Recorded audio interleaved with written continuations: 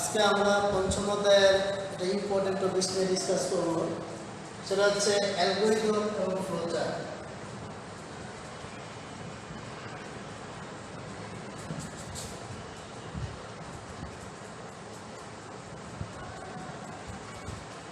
Algorithm flowchart খুব একটা important topics আমাদের এই পঞ্চম অধ্যায়ের জন্য, কারণ যদি আমরা যে কোনো সমস্যা অ্যালগরিদম এবং ফ্লোচার্ট আমরা জানি, তাহলে আমরা যে কোনো সি প্রোগ্রাম আমাদের লেখা খুব ইজি হয়ে যায়। অ্যাকচুয়ালি অ্যালগরিদম কি? অ্যালগরিদম হচ্ছে যে কোনো নির্দিষ্ট সমস্যার সমাধানের জন্য যুক্তিসম্মত ও পর্যায়ক্রমিক দ্বারা বর্ণনাকে বলা হয় অ্যালগরিদম। অর্থাৎ আমরা যদি কোনো সমস্যাকে হাতে কলমে বা কাগজে লিখে সলভ করি, সেটিকে বলা হয় অ্যালগরিদম। অ্যালগরিদমে ধাপে ধাপে সমস্যার সমাধান করে। তো অ্যালগরিদম করলে আমাদের কী সুবিধা?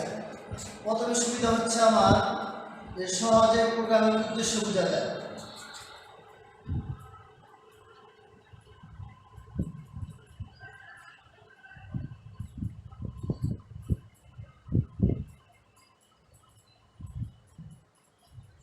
এটা হচ্ছে আমাদের একটা সুবিধা যে অ্যালগরিদম যদি আমরা ধাপে ধাপে কোনো সমস্যার সমাধান করি, তাহলে আমরা যে কোনো সমস্যাটা ইজিলি সলভ করতে পারি এবং প্রোগ্রামের কি উদ্দেশ্য সেটা সহজে বোঝা যায়। তাই অ্যালগরিদমের প্রথম সুবিধা হচ্ছে সহজে প্রোগ্রামের উদ্দেশ্য বোঝা যায়। 2 নম্বর, সহজে প্রোগ্রামের ভুল নির্ণয় করা যায়।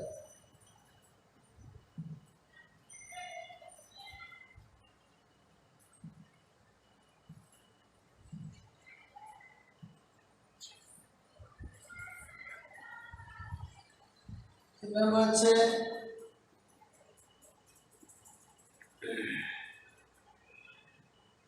প্রোগ্রামের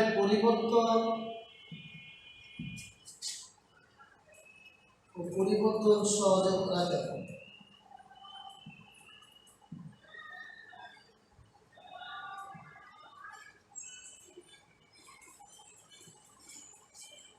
যদি আমরা যে কোনো সমস্যাটা অ্যালগরিদমের মাধ্যমে সলভ করি, তাহলে আমরা এগুলো সুযোগ পেতে পারি। সহজে প্রোগ্রামের উদ্দেশ্য বোঝা যায়, সহজে প্রোগ্রামের ভুল নির্ণয় করা যায়, প্রোগ্রামের পরিবর্তন এবং পরিবর্তন সহজে করা যায়। সেটা হচ্ছে অ্যালগরিদম। আমরা একটা সমস্যা অ্যালগরিদম দেখি।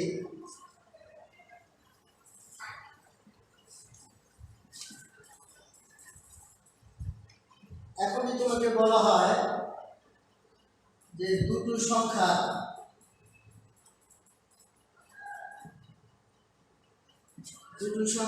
যোগফল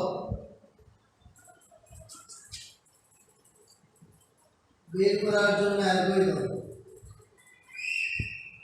এটা হচ্ছে আমাদের প্রবলেম, যে দুটো সংখ্যার যোগফল বের করার জন্য অ্যালগরিদম লিখুন। যে কোনো অ্যালগরিদমের লিখার নিয়ম হচ্ছে প্রথম স্টেপ 1। আমি আবার বলি, যে কোনো অ্যালগরিদমের লেখার প্রথম ধাপ বা স্টেপ 1। আমরা ইংরেজিতে লেখলে জিনিসটা সহজ হয়, তোমরা বাংলায় লিখতে পারো।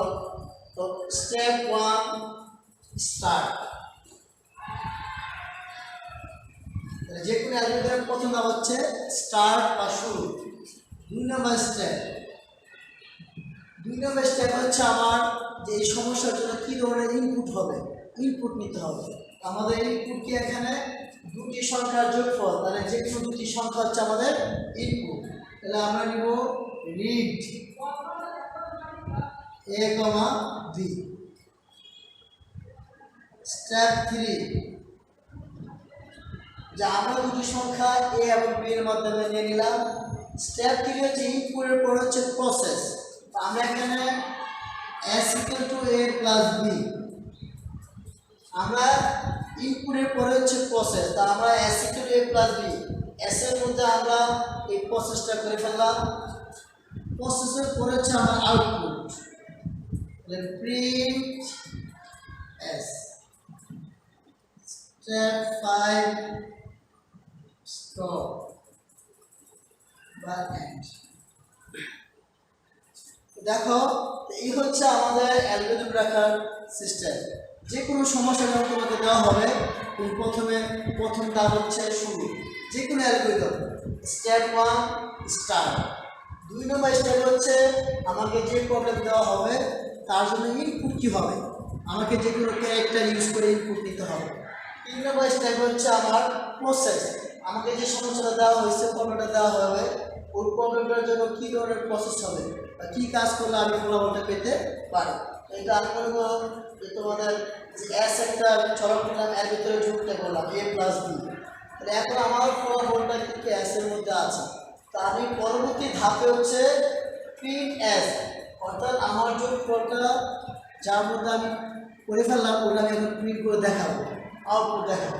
যখন আউটপুট দেখানো শেষ তখন আমাদের কাজও শেষ। লাস্ট স্টেপ হচ্ছে স্টপ বা এন্ড।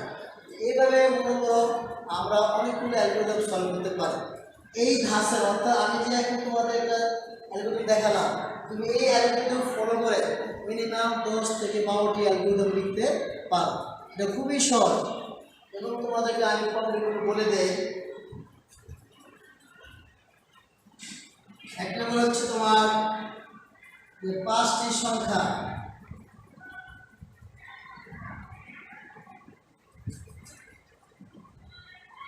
যোগ করার জন্য অ্যালগরিদম। 2 নম্বর ত্রিভুজের ক্ষেত্রফল।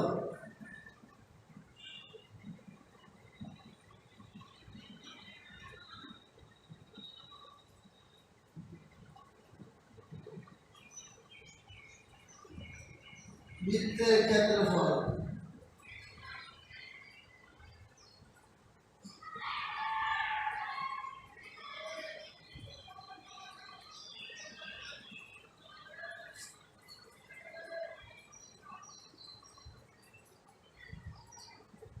4 সেলসিয়াস তাপমাত্রাকে ফারেনহাইট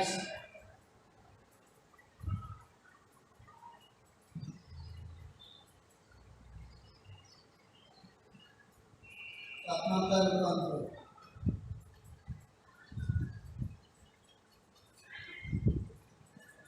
5টি সংখ্যা যোগ করার জন্য অ্যালগরিদম।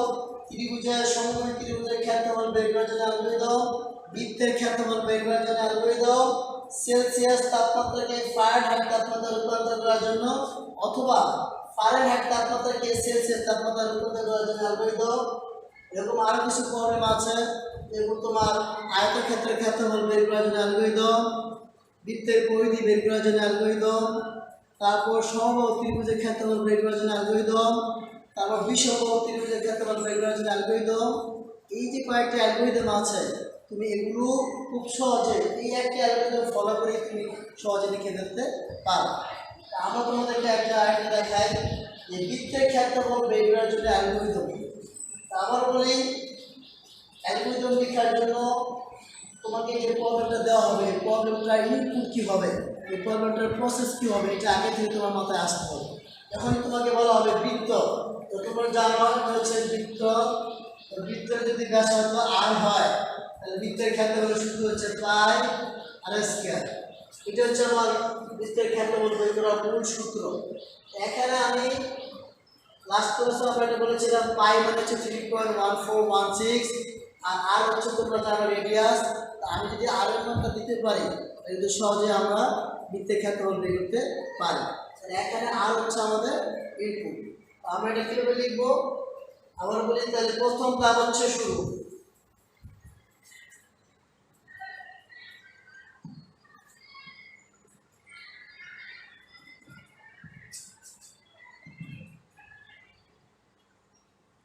যে কোনো অ্যালগরিদমে আমরা প্রথম ধাপটি শুরু বা স্টার্ট। 2 নম্বর ধাপ হচ্ছে ইনপুট। এখানে আমাদের ইনপুট হবে একটাই করে, আমি মনে করি লিখব আর। আমার ইনপুট না হয়ে গেল।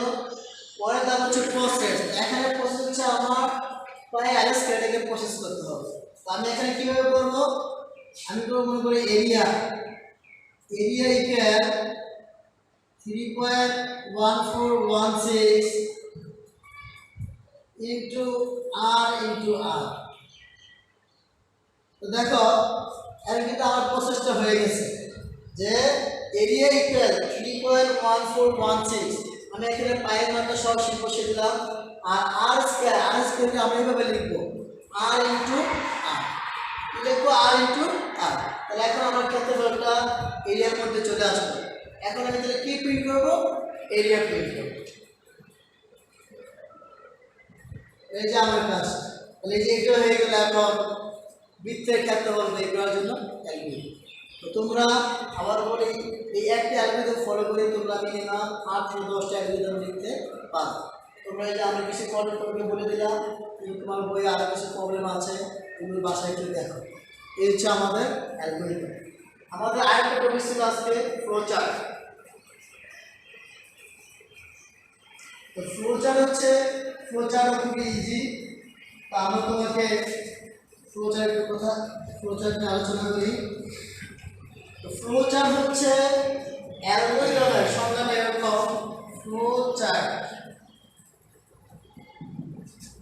অ্যালগরিদমের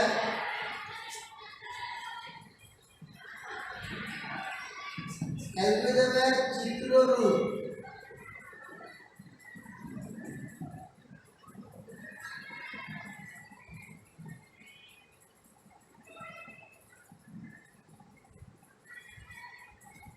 দেখো ফ্লোচার্টের সংজ্ঞাটা হচ্ছে অ্যালগরিদমের চিত্ররূপকে ফ্লোচার্ট বলে। অর্থাৎ আমরা যে কিছুক্ষণ আগে তোমাদেরকে অ্যালগরিদম দেখালাম, অ্যালগরিদমগুলো ধাপে ধাপে সলভ করতে হয়। তো ওই ধাপগুলো যখন আমি কোনো চিত্রের মাধ্যমে, কিছু নির্দিষ্ট চিত্রের মাধ্যমে দেখাবো, তখন সেটাকে বলা হয় কি? ফ্লোচার্ট। ঠিক আছে? তো ফ্লোচার্ট দুই প্রকার, একটা বলা হয় সিস্টেম ফ্লোচার্ট। ফ্লোচার্ট দুই প্রকার, সিস্টেম ফ্লোচার্ট এবং প্রোগ্রাম ফ্লোচার্ট।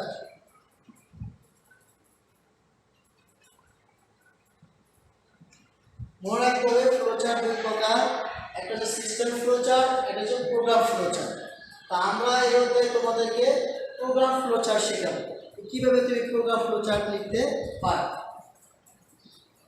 দেখো প্রোগ্রাম ফ্লোচার্টে কিছু চিত্র ব্যবহৃত হয়, এই চিত্রগুলো আমাদেরকে মনে রাখতে হবে। এরকম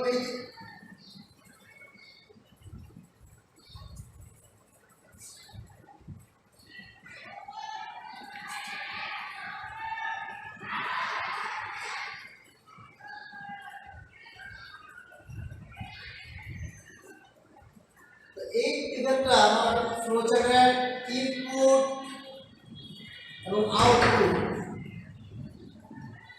সরি ফ্লোচার্টের শুরু এবং শেষ। যে ফ্লোচার্টের শুরু করতে এই সিম্বল এবং শেষ করতে আমার এই সিম্বল, আর এটা হচ্ছে ইনপুট এবং আউটপুট।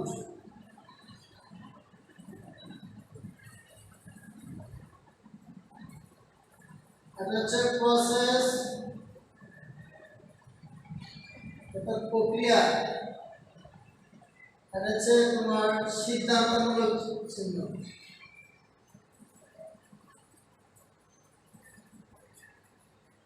আর যে চিত্র আছে এটা হচ্ছে কানেক্টর।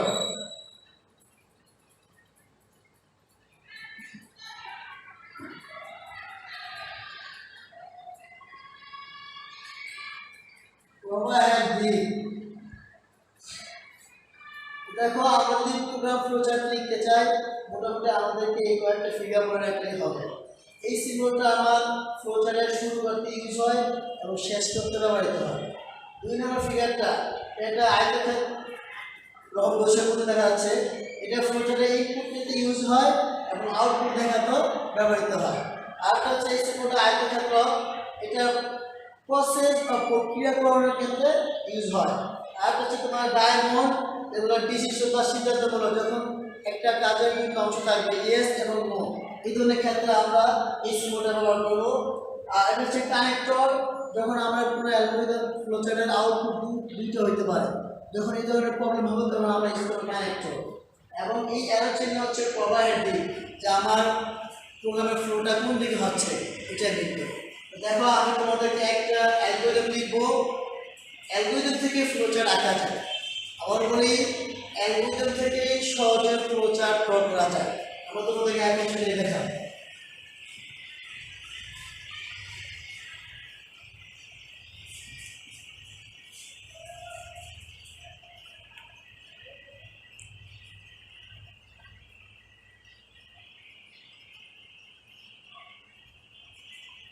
আমরা তোমাদেরকে সমকোণী ত্রিভুজের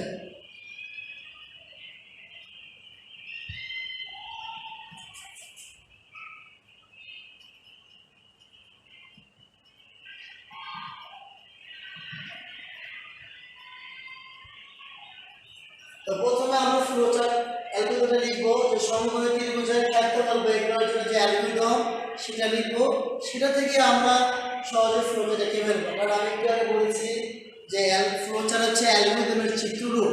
তো প্রথম দেখি যে কোনো অ্যালগরিদম প্রথম হচ্ছে স্টেপ 1 বা শুরু স্টার্ট। 2 নম্বর স্টেপ হচ্ছে ইনপুট, যেহেতু এখানে সমকোণী ত্রিভুজ, তো তোমরা জানো সমকোণী ত্রিভুজের ক্ষেত্রফল বের করার সূত্র হচ্ছে হাফ ইনটু ভূমি ইনটু উচ্চতা, হাফ ইনটু ভূমি ইনটু উচ্চতা। তাহলে আমরা এখানে কয়টা ইনপুট নেব? দুইটা, একটা হচ্ছে ভূমি আর একটা হচ্ছে উচ্চতা। আমরা যদি দুইটা মান বের করতে পারি জানি তাহলে কিন্তু ক্ষেত্রফল বের করা ইজি হয়ে যাবে। এখানে ইনপুট হবে দুইটা, তাহলে আমি লিখব রিড, আমরা ভূমিকে নিব এ এর মাধ্যমে এবং উচ্চতা নিব বি এর মাধ্যমে। তাহলে আমার ইনপুট নেওয়া হয়ে গেল। 3 নম্বর স্টেপ প্রসেস। এখানে প্রসেসটা হচ্ছে কি, ভূমি এবং উচ্চতাকে আমরা প্রথমে গুণ করব, তারপর সেটাকে 2 দিয়ে ভাগ করব, সেটা হচ্ছে আমার প্রসেস।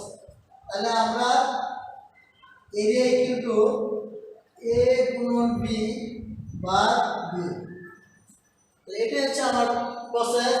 যে এরিয়া ইকুয়াল টু, আর প্রসেসটা আবার বলি, প্রসেসটা যে কোনো কিছুর মধ্যে করতে হবে।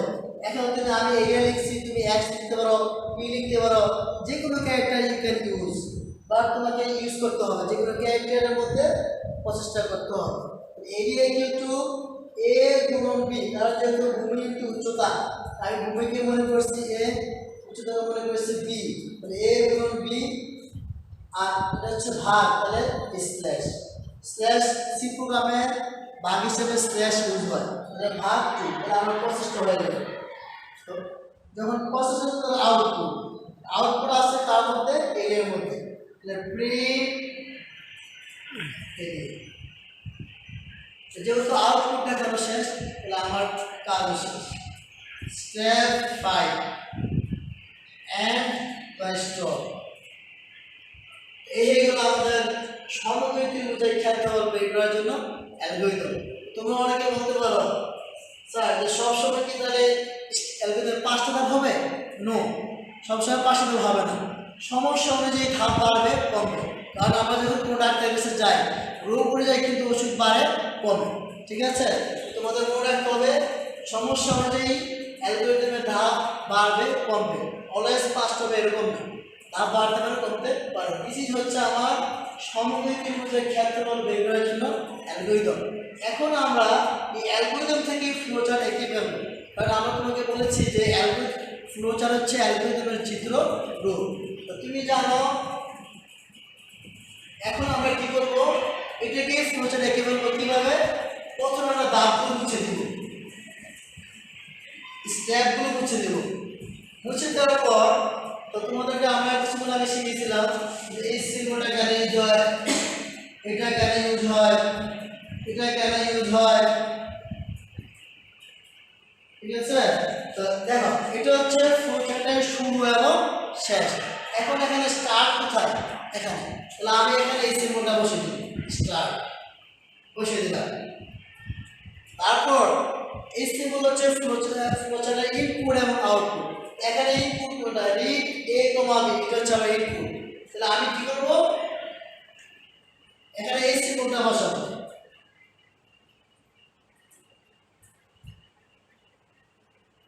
তাহলে এখানে কি ছিল? রিড এ কমা বি, তাহলে আমার ইনপুট সিম্বল বসে গেল। তো এটা হচ্ছে কি process, area equal to a into b by 2। তাহলে এখানে আমার প্রসেস সিম্বলটা এটা, তাহলে আমি এখানে এই সিম্বলটার মধ্যে এই লাইনটাকে রেখে দিই, তাহলে প্রসেস হয়ে গেল। এখন প্রিন্ট এরিয়া, এটা হচ্ছে আউটপুট। আউটপুটের জন্য কোন সিম্বল? তোমরা জানো এই সিম্বলটা ইনপুট নিতে ইউজ হয় এবং আউটপুট দেখাতে ইউজ হয়। তাহলে আমার এই সিম্বলটি আবার এখানে ব্যবহৃত হবে।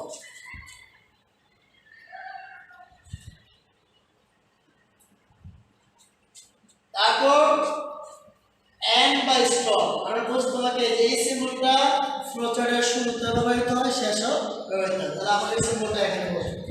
আমি যেটা দেখেন দুটো শব্দ লিখেছি এন্ড বা স্টপ, তুমি যে কোনো একটা লিখলেই হবে। এই যে আমাদের ফ্লোচার্ট হয়ে গেল। তারপর তুমি এইভাবে অ্যারো দিয়ে দিবে। এই দেখো আমরা সহজেই কিন্তু অ্যালগরিদম থেকে ফ্লোচার্ট বের করে ফেলি। এইভাবে তুমি যে কোনো প্রবলেমের যদি অ্যালগরিদম জানা থাকে তুমি সহজেই ফ্লোচার্ট বের করতে পারো। তো অ্যালগরিদম ফ্লোচার্ট খুবই একটা ইম্পর্টেন্ট টপিক। তোমরা অ্যালগরিদম ফ্লোচার্টের পার্থক্যটা করবে, আর বিভিন্ন যে প্রবলেমগুলো আছে তোমাদের আমি বলে দিচ্ছি, তোমরা আপাতত এই প্রবলেমগুলো সলভ করো। তারপর অ্যালগরিদমের আরেকটি স্টেপ আছে কন্ডিশনাল, যে কন্ডিশন থাকলে কী ধরনের অ্যালগরিদম হবে। তারপর তোমার ফ্লোচার্ট কীভাবে হবে আমরা নেক্সট ক্লাসে বা পরবর্তী ক্লাসে এগুলো ডিসকাস করি। আজকে এই পর্যন্তই, সবাই ভালো থাকবে, সুস্থ থাকবে।